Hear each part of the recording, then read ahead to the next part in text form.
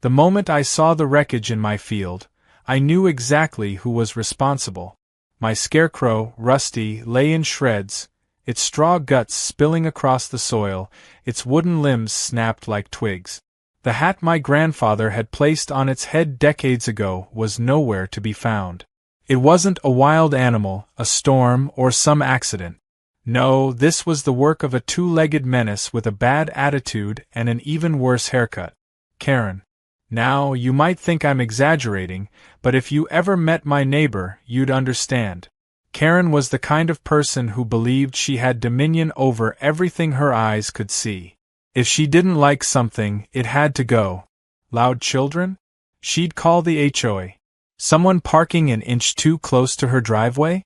The police were on speed dial. And my Scarecrow?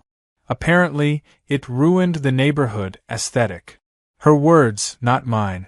For years, I had tolerated her nonsense.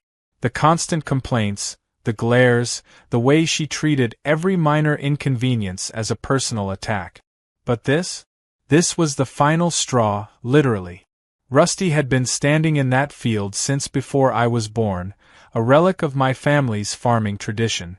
He wasn't just a pile of hay in overalls. He was a guardian of my crops, a symbol of everything my grandfather had built. And Karen had the audacity to destroy him just because she didn't like how he looked. I stood there, staring at the crime scene, my fists clenched at my sides. My dog, Duke, sniffed at the straw piles, probably wondering why his old friend was suddenly gone. The rage in my chest burned hotter than the midday sun. But as furious as I wasn't going to yell or threaten. No, I was going to get even.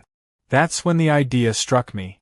It started as a little ember in my mind, then burst into a wildfire of absolute genius. If Karen didn't like my Scarecrow, then she was going to love its replacement. In fact, she was going to see herself in it, quite literally. Revenge wasn't just going to be sweet. It was going to be hilarious. I wasted no time getting to work. First, I picked up the remains of Rusty and set them aside.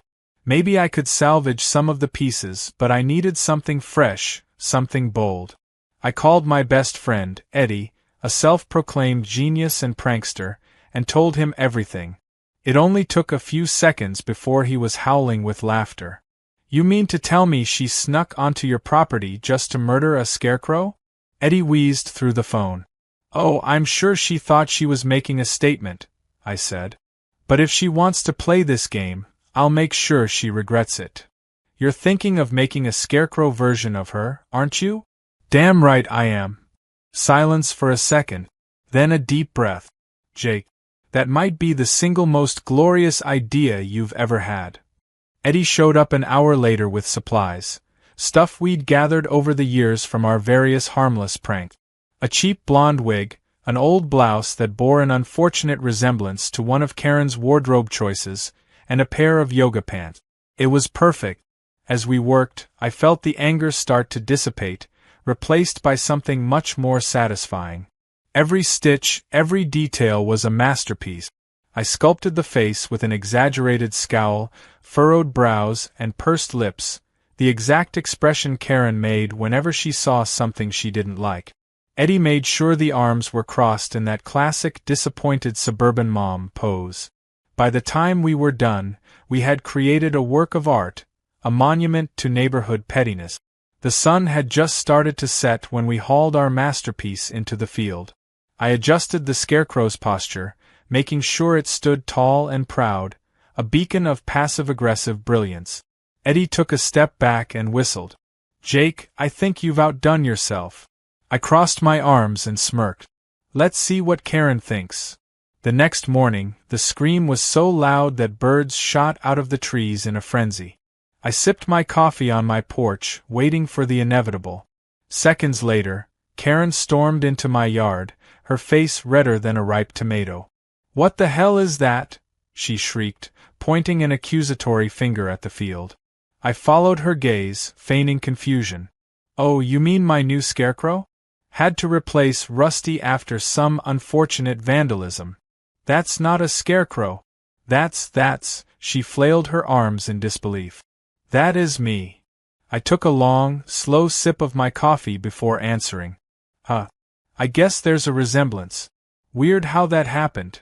Karen sputtered, her face contorting through several shades of outrage. You take that thing down right now. I shrugged.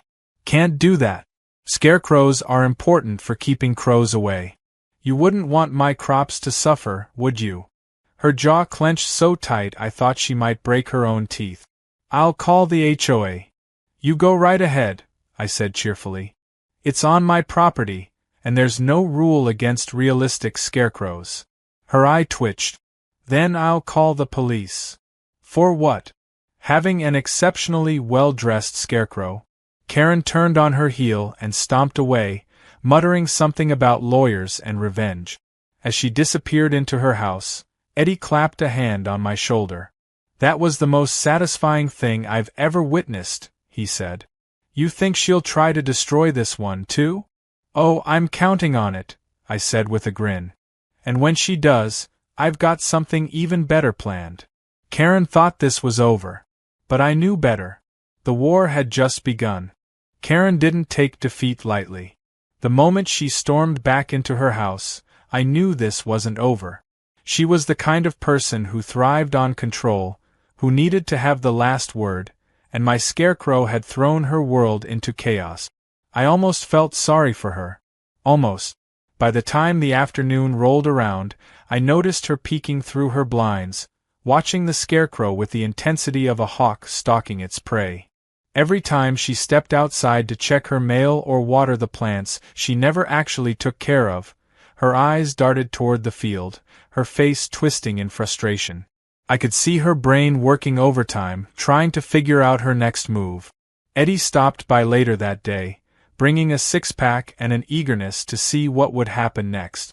We sat on the porch, casually sipping our beers while keeping an eye on Karen's house. The sun was just beginning to set when she finally snapped. Karen marched across the yard like she was going into battle, her mouth set in a determined line. She didn't even bother knocking this time. Instead, she planted herself in front of me, hands on her hips, and glared down like she was about to deliver a court summons. "This is harassment," she announced, her voice dripping with righteous indignation. I took another sip of my beer and raised an eyebrow. "A scarecrow is harassment? That's a new one. Don't play dumb, Jake," she snapped. "You know exactly what you're doing. You made that thing look like me just to humiliate me." Eddie let out a low whistle and muttered, "Gotta say, if the shoe fits." Karen ignored him, her gaze locked on me like a laser. "I demand you take it down. Immediately." I leaned back in my chair, stretching out my legs. "Can't do that, Karen. It's a free country, and I need a scarecrow. After all, the last one mysteriously got destroyed." Her face twitched. She knew I knew. "I'll report you to the homeowners association," she threatened. "Go for it," I said with a shrug. "Last I checked, the HOA doesn't have any rules about how a scarecrow should look. Unless you'd like to propose a new amendment? No scarecrows that resemble local residents? I'm sure that'll pass with flying colors." Her nostrils flared. "Then I'll call the police." I smirked. "Let me know what they say when you tell them you're offended by a farm decoration." For a moment she just stood there, fists clenched at her sides, vibrating with rage. Then, without another word, she spun around and marched back home, slamming her door so hard it rattled the windows. Eddie turned to me, shaking his head. "Man, you really know how to push her buttons." I grinned. "She started this. I'm just making sure she regrets it." Karen didn't waste any time trying to get back at me. The next morning, I woke up to find a letter taped to my mailbox, an official-looking document with the HOA's letterhead. Apparently, someone had filed a formal complaint about unauthorized and disruptive decor on my property. I laughed so hard I nearly choked on my coffee. Disruptive decor? A scarecrow? This was peak Karen. Not wanting to give her the satisfaction, I called the HOA myself. The conversation went exactly as I expected. The woman on the phone sounded exhausted, like she had already dealt with Karen one too many times. When I explained the situation, she let out a deep sigh.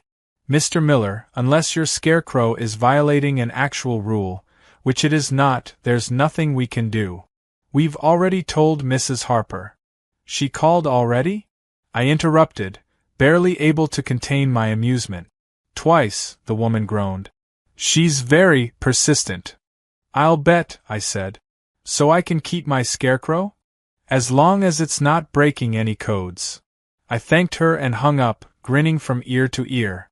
The fact that Karen had already lost this battle didn't mean she would give up. No, she was far too stubborn for that. She would escalate, and I had a feeling it was going to be spectacular. That night, I set up a camera near the Scarecrow. I had a hunch Karen might try something stupid, and I wanted to be ready for it. Sure enough, around midnight, I caught movement in the distance.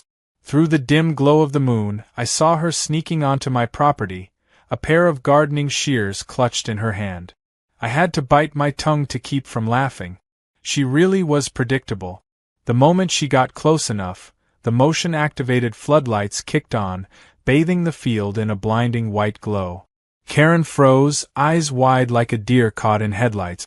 Then, before she could react, the hidden sprinklers Eddie and I had set up earlier erupted, spraying her with ice-cold water.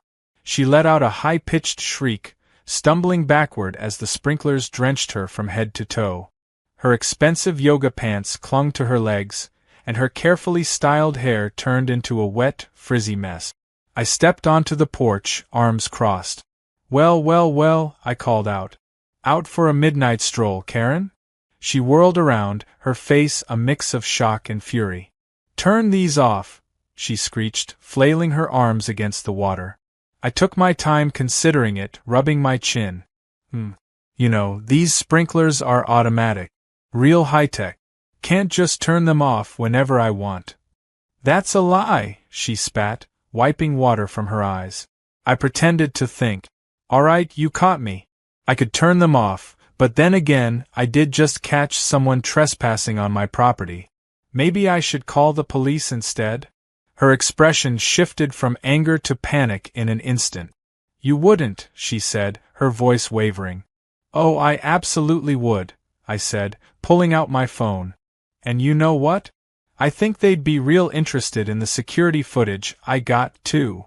For the first time ever, Karen looked genuinely speechless. She was trapped, and she knew it. Finally, with one last glare, she turned on her heel and stomped back to her house, dripping water with every step. Eddie, who had been watching the whole thing from behind the door, burst out laughing.